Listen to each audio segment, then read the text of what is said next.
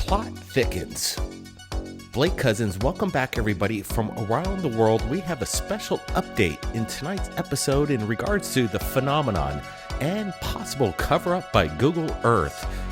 Just a couple days ago, we released possible location to the S-4 research facility as stated by Google Earth themselves, and definitely got a big rile up in the UFO community. Let me tell you, kind of the trolls came out and said we put out something that is inaccurate, but in fact, what Bob Lazar stated in regards to S4 is still speculative in my opinion, but the fact is that Google Earth definitely labeled it S4 research facility. But as of the past 24 hours, once we released the video on Thirdphaseofmoon, maybe somebody inside Google Earth and the special access into putting tags into the program basically removed it. Because as of the past 24 hours, the S4 research facility, the High Ridge S4 facility, does not exist in the pins. So that's quite incredible, but we're getting a close look up at this place, whatever it is. And some people are claiming that it could be some kind of water system to collect water for sheep. But as we're doing some measurements here, we could clearly see that there's some substance to this facility. It definitely is not just some kind of tin roof capturing water for goats or sheep. But in fact, this thing is over 101 feet, 100 or so feet in length. This is a massive structure to capture water, especially in this high ridge domain. But as I get closer to the corner of it, we're going to get a little measurement here, and I just want to show it to you. The length is approximate, but it stands at least 17 feet in height. That's quite a bit into the speculation, as some people are saying that this is some kind of water guzzler. But again, why would they build these roads to catch water for sheep? We can see that these roads were highly constructed by bulldozers. Why would they get up there in the mountain to collect water for sheep? We could clearly see as we get closer to this road. I'm going to do a measurement here and see if it's just a trail of some sort. It indeed isn't. It's at least 100 feet approximately in width, easily enough to get some kind of semi-truck bringing high, heavy equipment to the area, not just bringing a little water catchment system. Again, as we go down the path here, I'm going to get another measurement and see how wide it is. This is at least 113 feet in length, easily enough to get a high capacity of volume of equipment with the use of these semi-trucks. This is clear evidence that, in my opinion, this road is substantial into this region that was once dubbed by Google Earth S4, but has of recently been removed. But what's weird is you go into Google Maps now, and it seems like the road just kind of dissipates into another map of the area. And this is what I want to point out as well, due to the fact that Google is always updating their imagery over the years, and it's just weird that how that road ended. But when I go back into time here, take a look. 1998, in the exact position where S4 was once located, they totally blur the area out. There it is. You can clearly see the topography clear up to the upper top end portion of the video. But as you see the straight line, it's blurred out for some reason. Maybe they didn't want to see us, let us see what was really going on during that time. But as I move around in history here, some things kind of show themselves, which is interesting. This long road reaching up to the high ridge mountaintop, and you're telling me it's for sheep to collect water? Are you kidding me? Apparently this place is radioactive. Are they letting the sheep drink radioactive water? It's really close to the bombing range right there, close in Nevada and Area 51. So these things are massive, 100 feet squared. We've got two of them, so that's capturing water? I don't think so. Look at it again, 20 feet in length here, right on the corner. And this is what people are saying this is what it is. A water guzzler for wild animals. Okay, well, let's look at this again. That was only approximately 4 by 8 maybe feet. This again is over 100 feet squared here. So this is not, in my opinion, a water guzzler. If we look at another comparison, again, 100 feet in length, and this is what a water guzzler looks like. So guys, is this what you guys think it is? Because in my opinion, this is a 4 by 8 comparatively to 100 by 100 feet here. Guys, let's get serious. And then again, as we look at the corner of the structure, I'm going to get another measurement so we could definitely tell that this is embedded into the mountainside, and again, approximately 17 or so feet. Definitely a lot more in height than you would see in some kind of water guzzler. Look at this, guys. This is what people are saying this is. And in my opinion, they wouldn't build that kind of construction, a road into the mountains to feed sheep water. Here's another one, guys. Are you kidding me? I don't think so. I got Brent here with me. I want to get his thoughts on this news in regards to Google Earth actually removing the S-4 tag that existed for quite some time. Yeah, I bet all the traffic that was brought by a few YouTubers and ourselves, obviously Google saw what was happening and they halted whatever was pinned by Google themselves. So S-4 no longer exists on Google Maps. Thanks, guys. Good job. We're looking at a facility that I could guarantee you, in my opinion, is not water guzzlers. What in the hell would Area 51 be in business, being sheep farmers, creating 200 square feet of water catchment? They're not in the business of creating farmage for animals, especially on a military base that's so secret and so caught up in the UFO field that this would not be a place for animal culture of raising and breeding animals. Give me a break. We're looking at something that we still can't explain. This structure, it's massive. And then again, we get the edge. You see a corner? I do. And I see shadow along the side of the building itself. We don't know what time of day this was taken, but I'm leaning towards this being a wall that's close to 17 feet in length. Yeah, and it's interesting to note, some people say that they appear flat on the surface, but again, Google Maps has its own way of imagery, and they have not 3D'd everything in regards to all the buildings on Google Earth. So a lot of buildings out there could resemble a flat kind of figure as it did in the footage, but there is a shadow, and again, the construction to build the road to this exact location, in my opinion, is way expansive and way too costly to bring in a water guzzler for sheep in that region. It's huge enough to bring semi trucks, I'd say 4 of them on the road easily, could travel and traverse this massive construction into an area that some people are just speculating that it's water catchment. Well, who flipped the bill for that one? I would like to know, as well as who actually flipped off the switch for the Google coordinates. Again, 113 feet wide, easily enough to have any semi truck deliver the goods, deliver the materials, the whatever it takes to build a base. Again, we're not saying this is S4. What we're saying is Google Earth pinned it as S4. And then once we put up the video, as Kyle and his discovery at UFO Proof, they took it down within 24 hours. What does that say to you? And again, this road that shows that there are little anomalies in regards to their stitching. But then again, look at here. They're definitely showing in 1998, clear as day, that there is a stitching to purposely blur this area. Why? Again, we're not claiming this is S4. We're just saying Google had it up there and now it's gone. And again, when you go back to the area and the location, for some reason they're blurring that region out. I don't know what that tells you.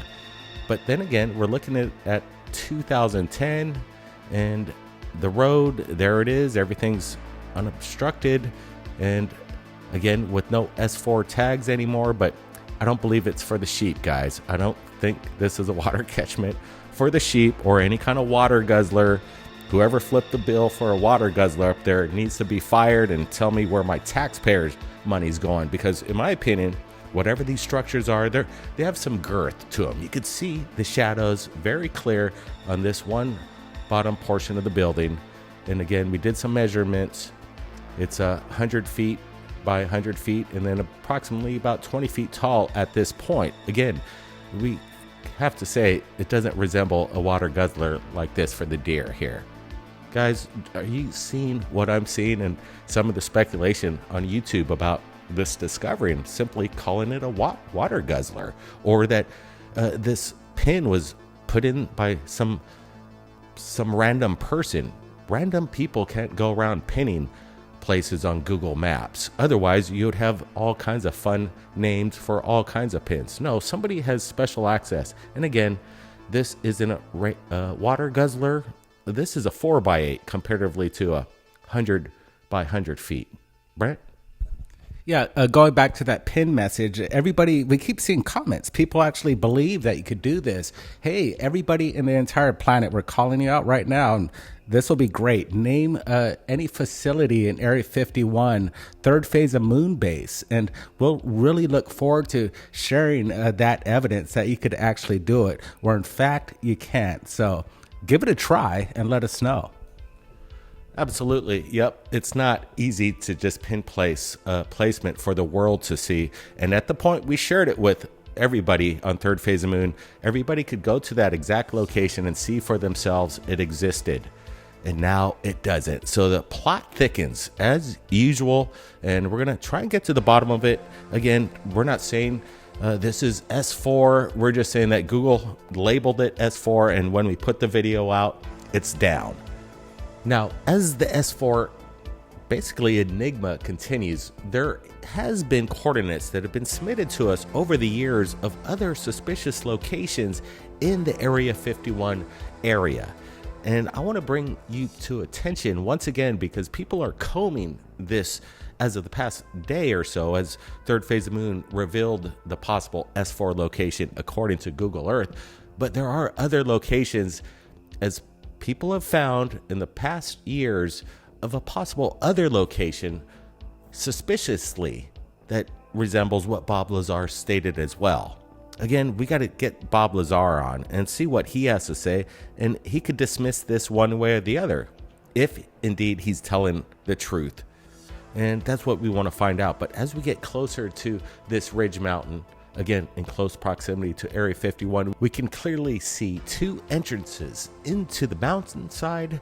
There's a road that leads up, and definitely something is being dug, a tunnel system into the mountainside. Does it actually connect into the Area 51 base, hiding UFO technology? Well, as we look a little closer into this Google Earth, and I do a side-by-side comparison to an artist rendition of what Bob Lazar stated, it really shows the similarities. And what's crazy is that artist simulation was before this discovery on Google Earth, and as I do a superimpose there, it matches up undeniably. That's very interesting indeed. Brent, I want to get your thoughts here. Yeah, this whole region is enigma, and unfortunately, it's off limits to the public. So we're not going to know either way where S4 is. All we know is that Google covered it up, and we're seeing construction that was done on this particular site for quite some time. And we're going over the years, and you can see it evolve and kind of take form. What's happening in the mountainside and what they're doing in there is definitely something that they've been working on for quite some time. This is what they do at Area 51. This entire area is under military top secret cover up that is beyond imagination. And it's just up to us to imagine what's happening there. We're speculating.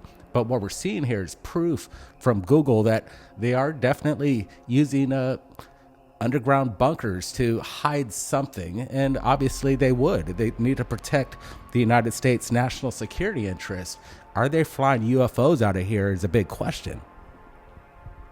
That's exactly right. And, Bob Lazar stated that they would release the flying saucers out of these hangar doors onto Groom Lake. This is a little distance from Groom Lake, but maybe, who knows? Bob Lazar is kind of giving us information so he doesn't jeopardize top secret clearance, and he's given us misinformation on exactly where S-4 is. Hopefully we could find out, and that is the ultimate goal. We need to find out about everything.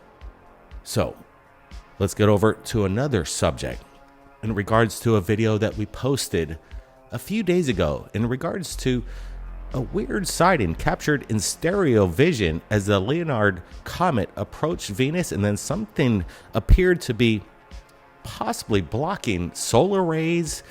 Some people are speculating that this is just an artifact in the lens, but we have Into Thin Air, who we shared some documents that we received from the public in regards to a patent in the 60s that resembles exactly what was captured in the stereoscopic vision. Take a look at this special report by Into Thin Air. Watch this. Just a few days ago, we watched a video from the Stereo Ahead H12 camera that not only captured Comet Leonard, aka the Christmas comet, but you also see Venus and Earth in this shot. And this is usually a normal day at the office, so to say. But we were lucky enough to capture something much more rare. And I'm sure at this point, a lot of you have seen this video now. It's making its rounds on the internet, and that's putting it lightly. But with all great mysteries, it's hard to come to a conclusion or an answer without drawing many more questions first. And fortunately and unfortunately, that's the situation we're in now. My friends, I want to thank Thirdphaseofmoon for submitting some pretty interesting information that may or may not answer this question, but at the very least, it's really going to make people want to know what is going on in the skies above our heads, specifically in space between Earth and Venus, because this is not something you see every day. My friends, I'm going to break down this and the new information and see if we can make some sense of all this. We're going to do it right here, right now. Let's go.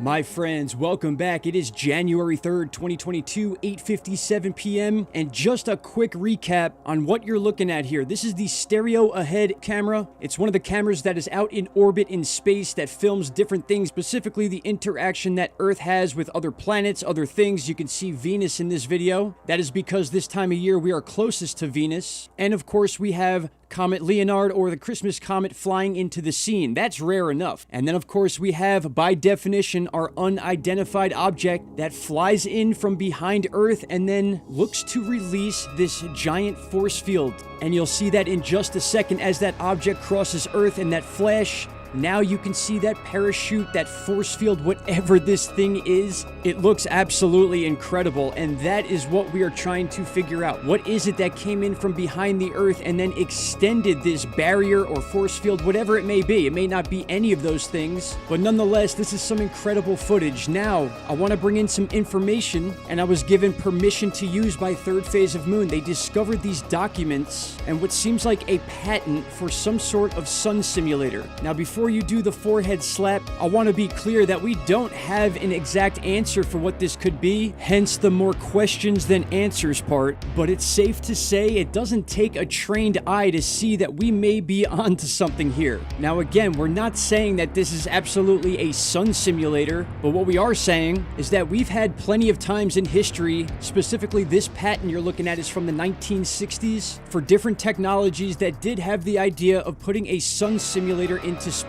Now, in my opinion, if you can develop technology to put a sun simulator in space, you're certainly going to be able to have the technology to put other things using that technology in space. Not to mention, we're talking 60 years ago that this was being talked about, so just imagine what's been accomplished since then. And I don't think I really need to stress the fact that these two objects look eerily similar in design and then what we see in the stereo video. Now, you're going to see a few frames come across your screen that Thirdphaseofmoon gave me permission to use, and these documents range from the 1960s through the 70s, all on different illumination systems. And in the time I've had to research some of this, it goes back to a company that specialized and basically had a monopoly on eyeglass lenses. That will be for a whole nother video. Very in-depth stuff we're dealing with here. But nonetheless, it is way too of a coincidence that these two objects look the way they do. One of them was seen in space on our stereo cams in present day, and then thanks to researchers like Thirdphaseofmoon, GoofOn, Alien Addict, all those great channels out there,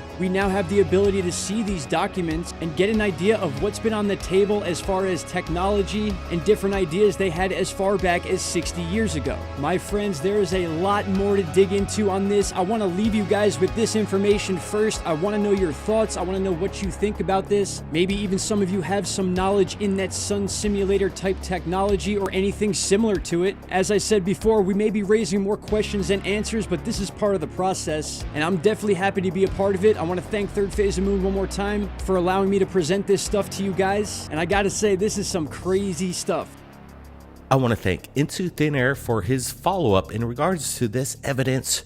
What's going on? Again, we're not claiming that this is some sun simulator out there, but the possibility that there is technology that has been around since the 60s may have come to a certain point in our time right now that has been implemented. This is, again, all speculation, but the evidence in regards to the similarities, in my opinion, what these documents compared to what the video shows is kind of undeniable. Guys, I want to get your thoughts in the comments below. I appreciate you guys joining us in this special episode right here at Thirdphaseofmoon. Keep your eyes on the skies, everybody. Blake Cousins. We'll see you next time.